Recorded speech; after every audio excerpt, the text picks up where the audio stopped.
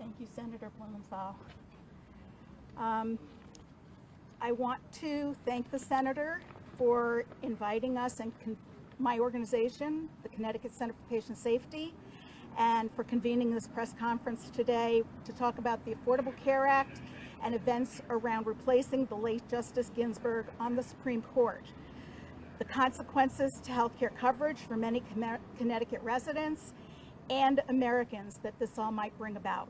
I also want to thank our first responders and frontline workers who have saved the lives of so many and put their health on the line for all of us.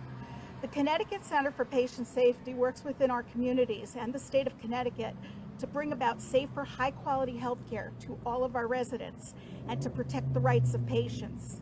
With the nomination of Judge Barrett to the Supreme Court and the potential for the Supreme Court to become a very conservative court, we are concerned about the future rights of patients everywhere to be able to continue to have high-quality health care. It has been widely reported in the news that should Ms. Barrett be seated on the Supreme Court, there is a great likelihood that the Affordable Care Act, which we have seen bring medical coverage to many previously uninsured Americans, will be struck down.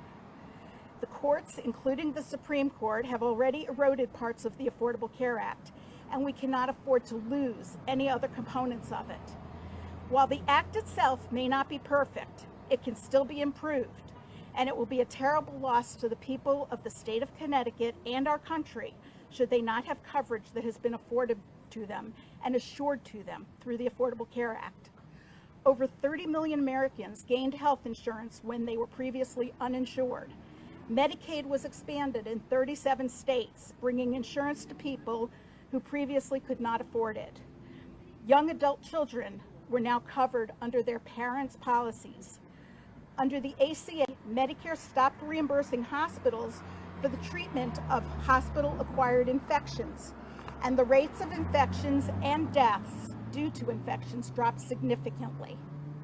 Preventative testing and screenings, which picked up many conditions such as cancers at a very early stage, were covered 100% through the Affordable Care Act, this reducing the cost of long-term treatment for advanced chronic and serious illness. Lifetime caps on insurance coverage also were removed, so people facing catastrophic illnesses or serious chronic conditions no longer had to worry that the day would come where they could no longer afford their health care.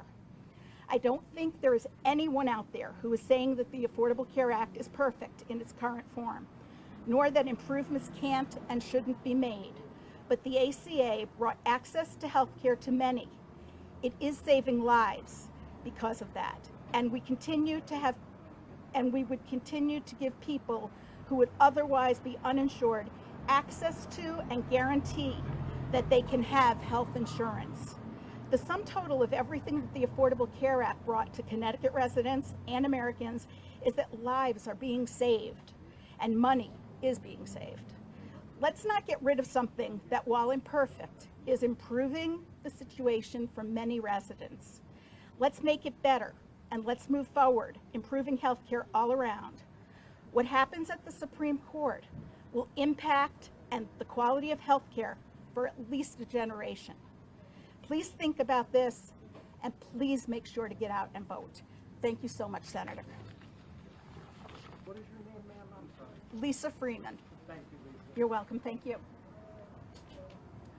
I want to, again, thank Michael Taylor and the Cornell Scott Hill Center for having us, and just to echo what one of our speakers said, we owe so much to the frontline workers who themselves, many of them, now suffer from pre-existing conditions, and they would be deprived of coverage as well.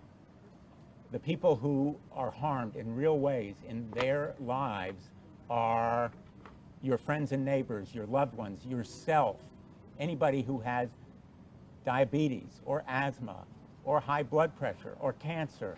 Go down the list. Now it's COVID-19.